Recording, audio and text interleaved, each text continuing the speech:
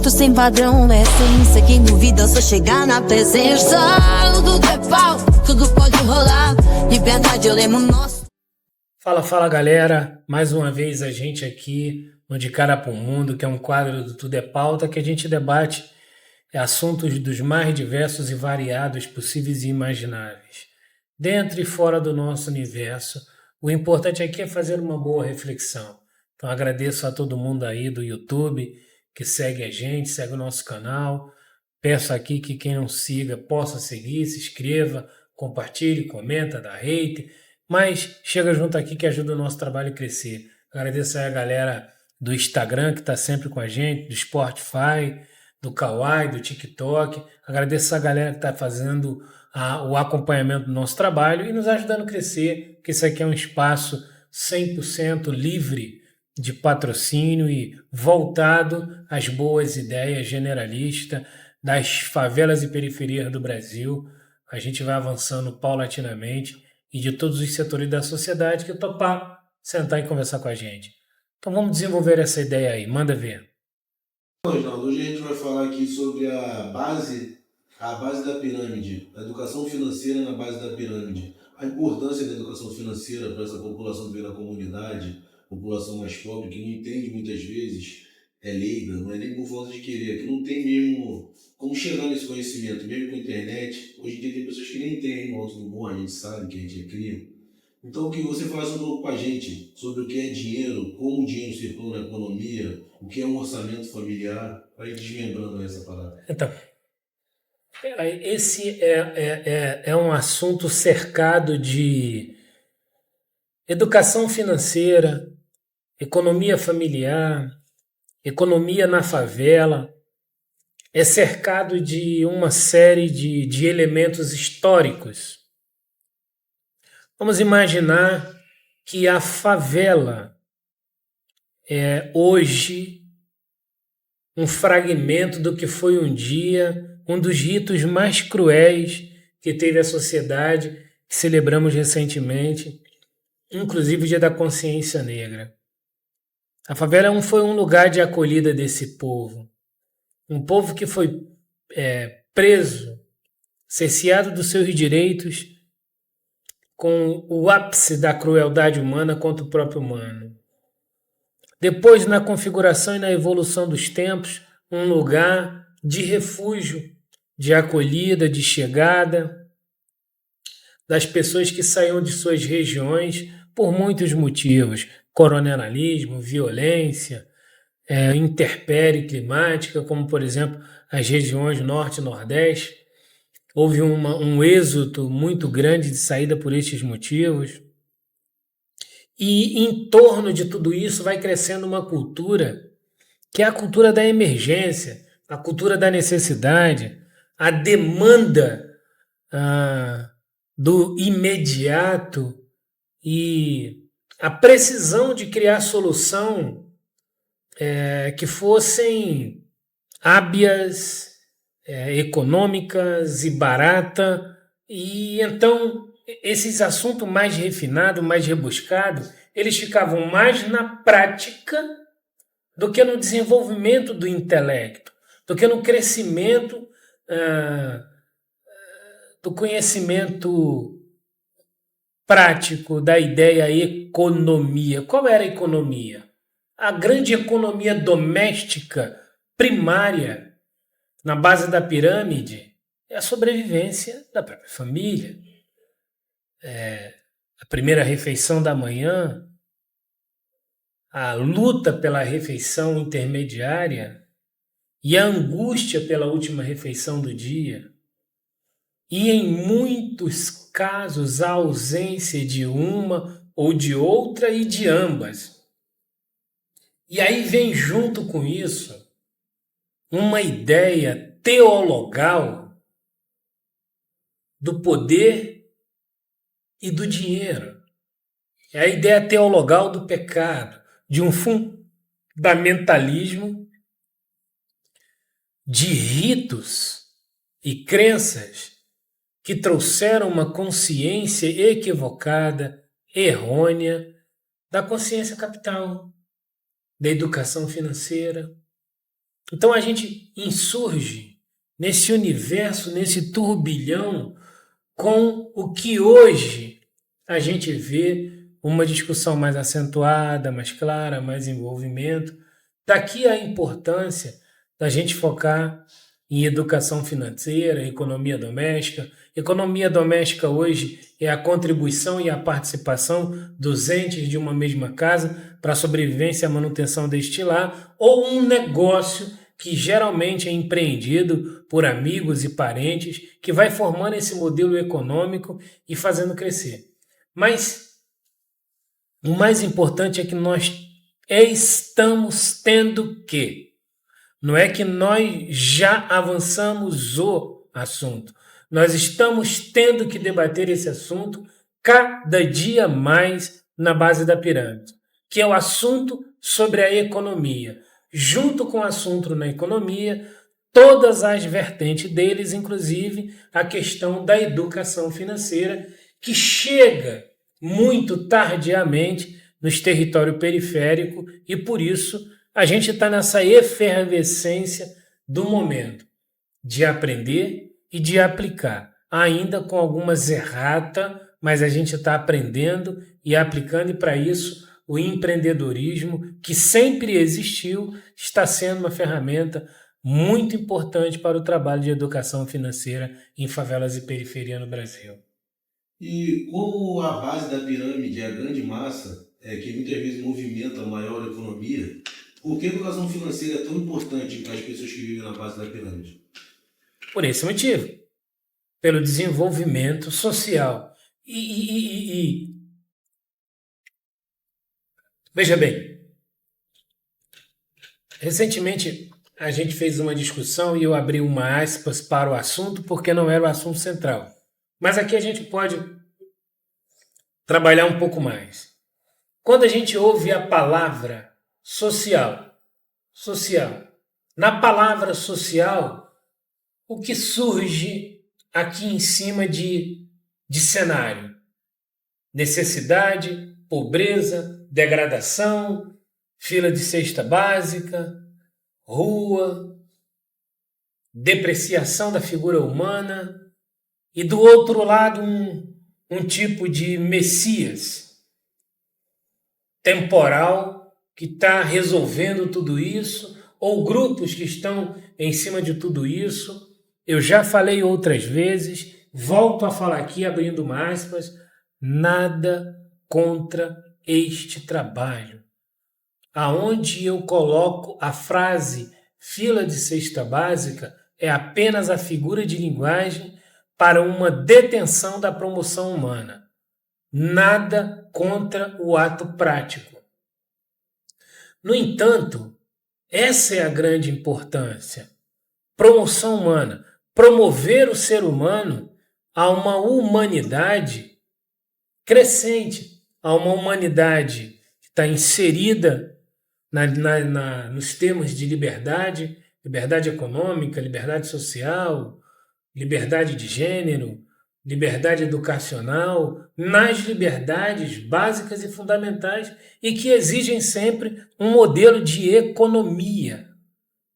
E se a gente não pode avançar com o assunto economia e estar educado no gerenciamento dela, a gente não vai avançar nos outros temas que a ela estão ligados.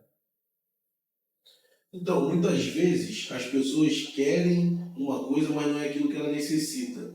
E na educação financeira, qual a principal diferença entre uma necessidade e um desejo na hora de fazer um orçamento?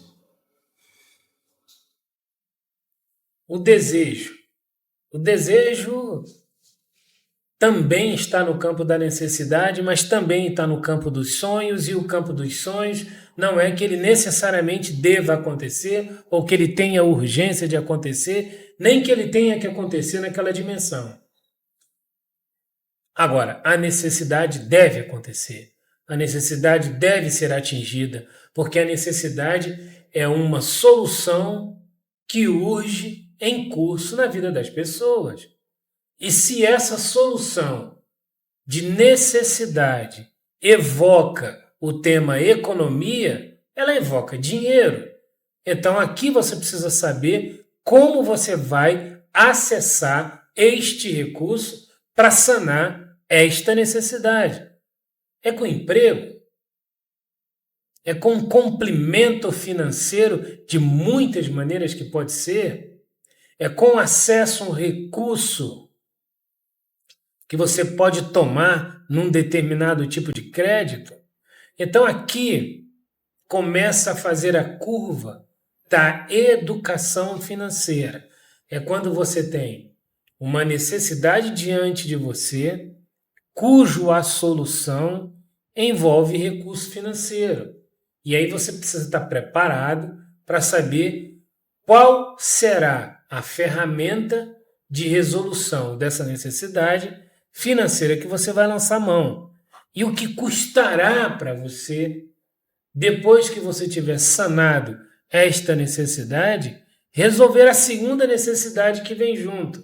Se você tomou o recurso numa fonte que você precisa pagar, você tomou o recurso planejado, compreendendo qual será o faseamento do pagamento daquilo, a que custos percentuais você tomou, se está do tamanho da sua capacidade de realizar o pagamento paulatino que será necessário, ou se você apenas tomou para resolver um problema e, ao tomar para resolver um problema, sem um estudo de caso, sem a decisão assertiva, você criou um segundo problema que pode se tornar maior do que o primeiro. Então, são coisas que as pessoas do universo social melhor preparada, com mais acesso à educação, tendem a ter mais do que a base da pirâmide, que é consciência e educação financeira com as finanças resolutiva das questões mais prementes da vida. Então, Reginaldo, com isso aí, com isso tudo que você falou aí, quais são os maiores desafios para as pessoas da base da pirâmide terem acesso ao serviço financeiro? Né? A gente sabe que o serviço financeiro que está disponível para a base da pirâmide não é sempre o mais barato. Na verdade, trata-se do mais caro, né? O cartão de crédito, entendeu? De repente, um empréstimo bancário. Quais são os maiores desafios? Então, a gente ouve tantas e muitas vezes a palavra escochante. Embora ela pareça chula e ela venha de uma definição no mundo do Eros, a pessoa que vai fazer o acesso para uma solução financeira e está sendo escochada, ela está sendo violentada, ela está sendo estuprada num aspecto além carnal, que é do seu aspecto econômico. É como você disse, a gente vai a uma fonte que dispensa recursos, que nos permite tomar seu recurso. Vamos imaginar uma das muitas fintech financeiras que tem aí. Aí a gente ouve falar 0,5. Só que 0,5 numa matemática de recursos de empréstimo não é a metade de 1%. Não é. Não é, e ninguém te diz isso. E você que está tomando recurso está pensando na metade de 1%, mas não é. Quando você vai às muitas linhas bancárias, às diversas bandeiras bancárias no nosso país executam taxas na camada mais baixa, na oferta de empréstimo, maior do que taxas cobrada dos grandes e maiores negócios per capita deste país.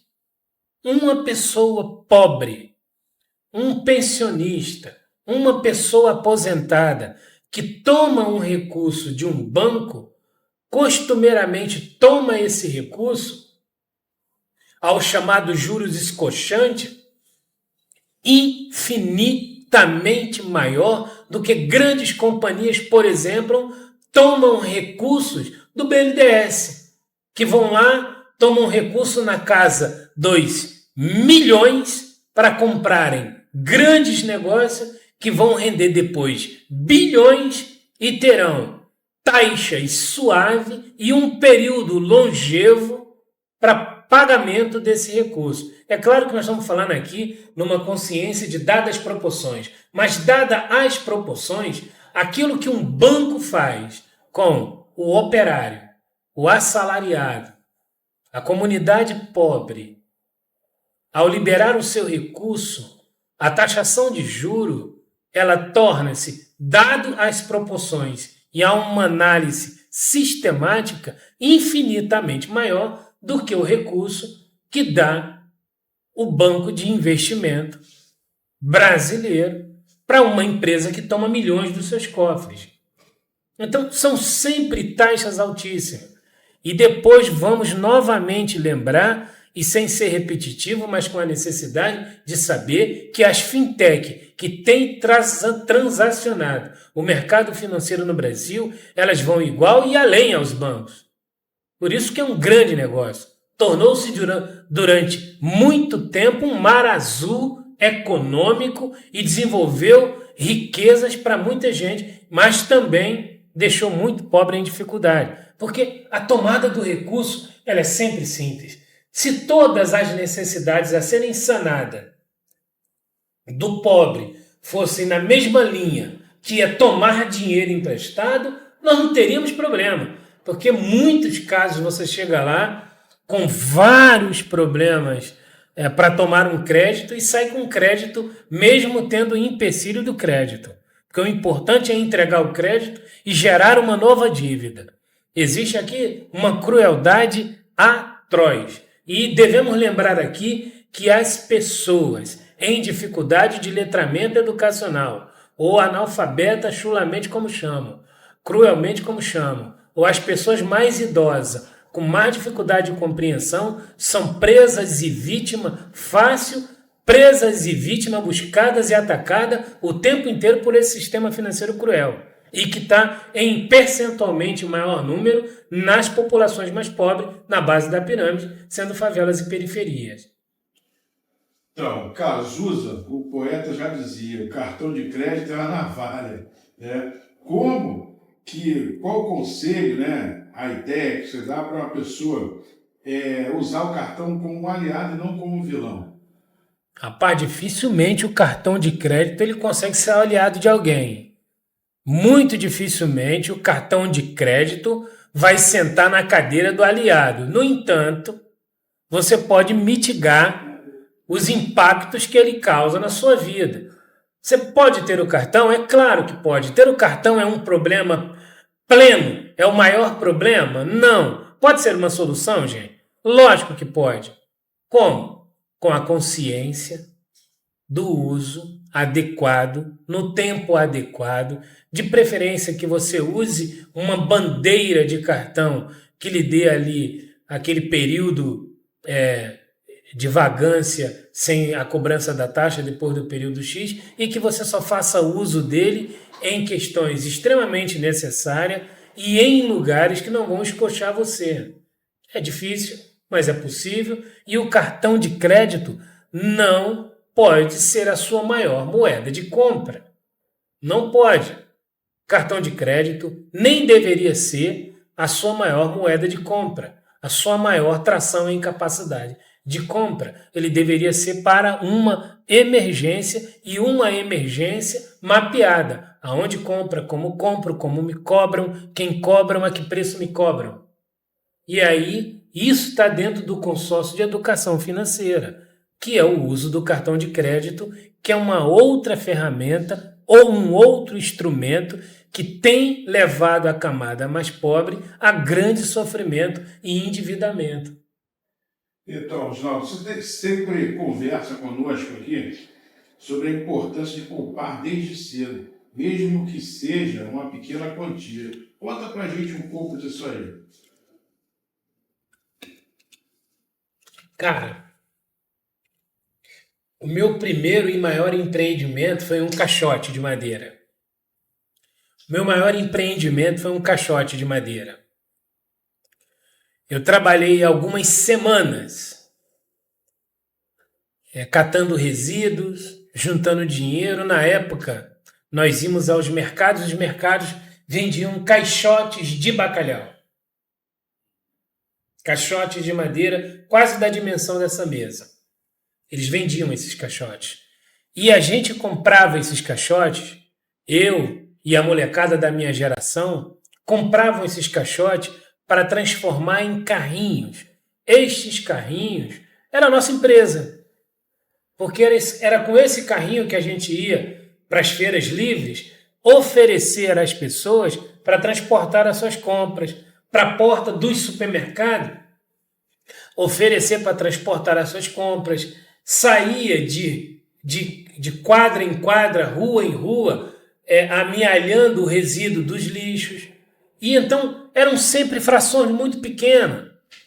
Eu lembro aqui, eu sou 50 mais, né? Então a gente ia, por exemplo, para a porta do extinto CB e ficava lá 10, 20, um pouco mais, um pouco menos, moleque, assediando, abordando é a melhor palavra, corrigindo, abordando o cliente, que era a pessoa que fazia a sua compra. Se queria levar, e aí às vezes era 10 centavos de cruzeiro. Ele 20 falava centavos. assediando, desculpa o termo, pessoal de segurança, né? Porra, moleque, para de assediar o cliente. Verdade. Então a gente estava abordando o cliente, corrigindo, a palavra assédio troca-se por abordagem ao cliente. Então era 10 centavos de cruzeiro, 25 centavos de cruzeiro, e quando dava um movimento épico, próximo da sorte, era um cruzeiro. Então a gente tinha que fazer uma economia daquilo, porque é o seguinte, nós não estávamos na rua para ir para o McDonald's, nem sabíamos. Era uma geração que nem tínhamos conhecimento da existência do McDonald's. Não estávamos na rua para consumir o melhor refrigerante da época, que nem queria que a gente o bebesse, nunca desejou que a gente o consumisse. Hoje a gente virou um público extremamente interessante pelo PIB que mostramos que temos, maior que um conjunto de países, e se fosse um estado, estaria entre os maiores estados economicamente falando do nosso país.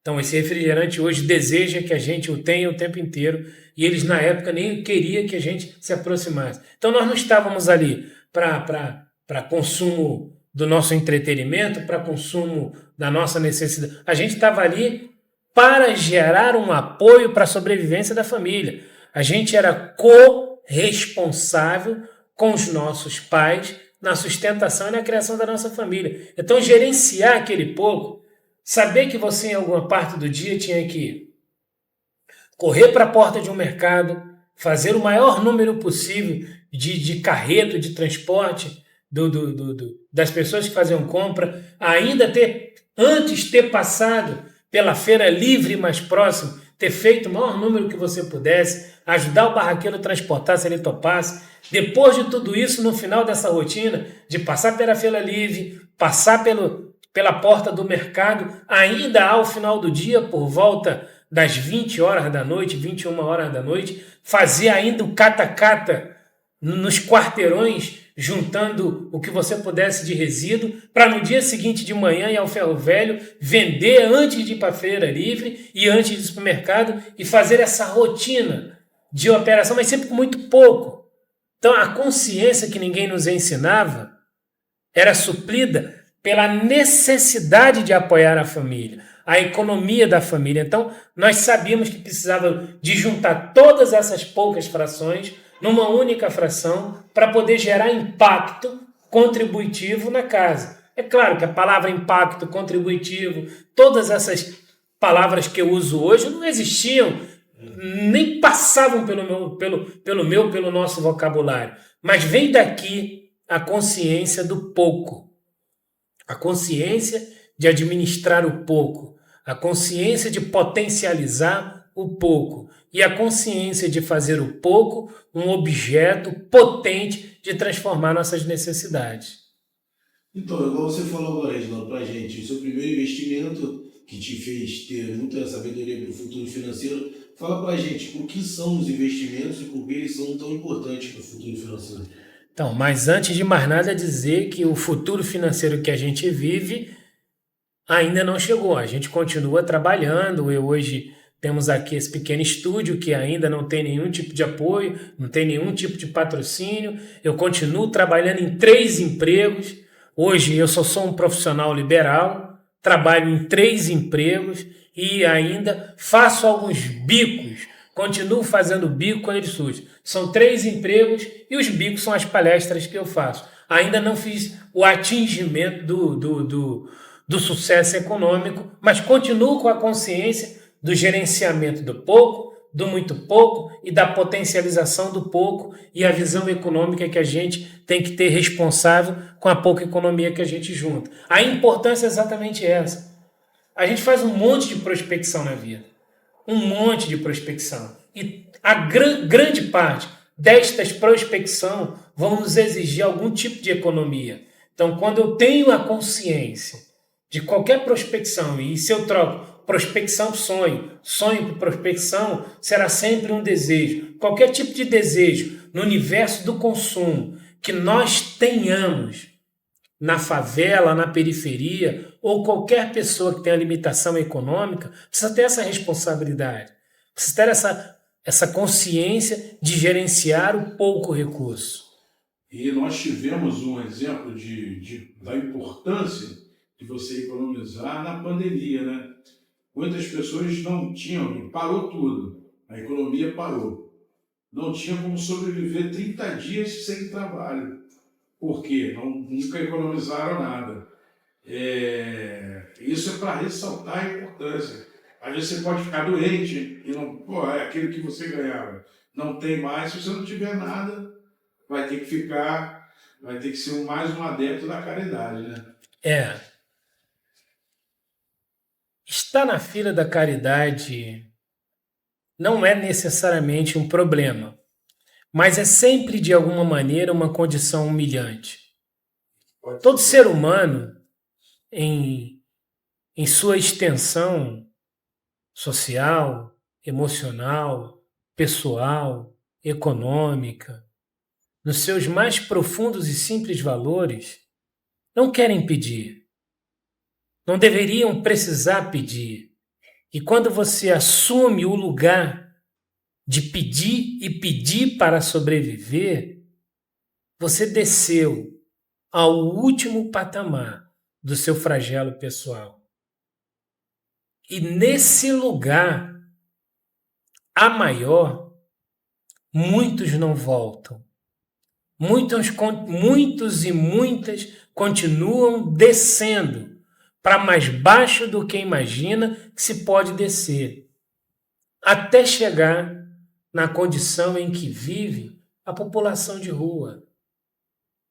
Ali é um lugar que não é necessariamente a definição do fundo do poço sobre o aspecto agressivo, mas é o lugar mais baixo que uma pessoa que iniciou um processo de necessidade pode chegar. Tem um ditado popular que diz, né, que comer da caridade é você comer o pão da vergonha, né? Sim. Não que você está envergonhado por estar acessando a caridade, mas você está envergonhado porque a sua liberdade de sobrevivência, o seu direito de sobreviver com dignidade foi zerado, foi violado, foi retirado de você. Então não é o ato da caridade o instrumento da caridade, mas é a sua condição. A vergonha, o pão da sua vergonha é você ter perdido o direito de cuidar de si ou cuidar dos seus. E isso é uma coisa muito delicada. Isso é uma coisa muito delicada. Isso está posto por aí. Isso virou um produto da chamada indústria da miséria, que realmente é uma indústria. A indústria da miséria tratou de ocultar a miséria e vestir a pobreza de miséria. Difícil entender? Não. Hoje, se você ouve uma discussão de se sanar um problema, de ter uma discussão social, o exercício de sanar o problema e de se debater um tema social está sempre com as setas voltadas para a pobreza. Mas antes da pobreza tem a miséria. A pobreza é ineficiência social. A miséria é ausência social. A ineficiência social precisa ser reparada. Quem faz uma das 3 refeições deve chegar às 3. Quando chega às 3, deve ter o debate nutricional. Quando chega ao debate nutricional, deve ter o debate do resultado de um corpo bem nutrido, que agora é o educacional. E aí é uma evolução de reparação. É ineficiente. E aonde é ineficiente, não tem inexistência. Mas a miséria é inexistente. A miséria não tem nenhuma das 3 refeições. A miséria não tem o acesso à educação. A miséria não tem o teto ruim, o telhado furado, a casa em cima do valão. A miséria não tem. Então, a miséria é a ausência. Nós não podemos, ao levantar uma discussão social e falar do social, sem falar da miséria. Mas no longo dos anos, a miséria foi ganhando um desaparecimento físico, ela sumiu, foi ficando invisível, cada dia mais invisível. E agora ela existe sem imagem. Ela não deixou de existir, ela só não tem mais imagem. Porque agora vamos discutir a miséria na pobreza. A pobreza virou a nova miséria. É mais fácil debater ineficiência ou debater inexistência. É mais fácil discutir correção ou instituição. É mais caro colocar um pouco mais ou é mais caro colocar tudo? E a miséria foi ocupando esse lugar, que é o lugar do mais caro, o lugar do mais difícil. Só que ela não deixou de existir. Ela só ficou invisível. Não deixou de existir. E além de toda essa dificuldade, que é principalmente para a base da pirâmide, ainda hoje a gente lida com a maioria dos golpes financeiros, né, que antigamente era feito na rua, abordando as pessoas, que eles fazem sem nem sair de casa, na internet. Explica pra gente um pouquinho quais são os principais riscos de cada golpe desse e como se proteger. A gente está o tempo inteiro, gente. Olha, o sistema de comunicação tem sido um grande aliado nisso daí. Agora, recentemente, o setor de comunicação do governo federal está com um comercial exortando sobre a questão da carteira de motorista.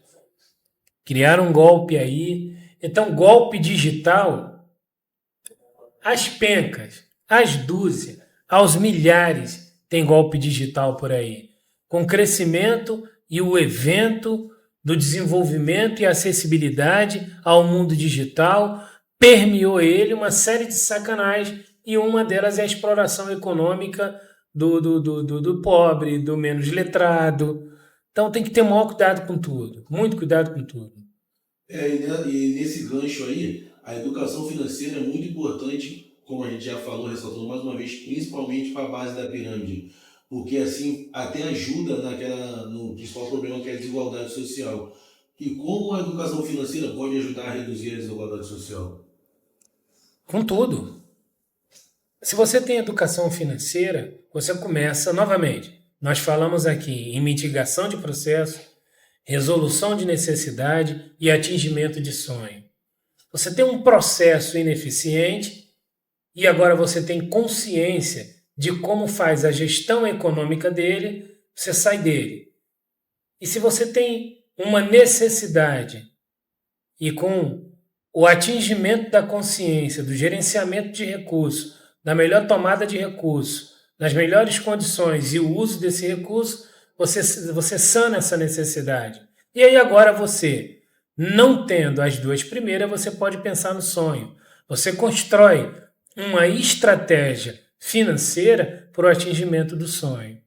Então a educação financeira na base da pirâmide vai ditando regras tão profundas e extensas e importantes que é, sim, uma ferramenta de transformação social, né? Que vai fazer você ter uma casinha cada vez melhor, quando você fica mais responsável com a sua economia, então o fator imobiliário vai melhorando, vai fazer você ter um acesso a uma alimentação mais saudável, porque o fator financeiro em equilíbrio faz você poder comprar melhor, faz você poder resolver todas as questões que vão surgindo na sua vida e vai permitir você sonhar, como todo ser humano tem direito.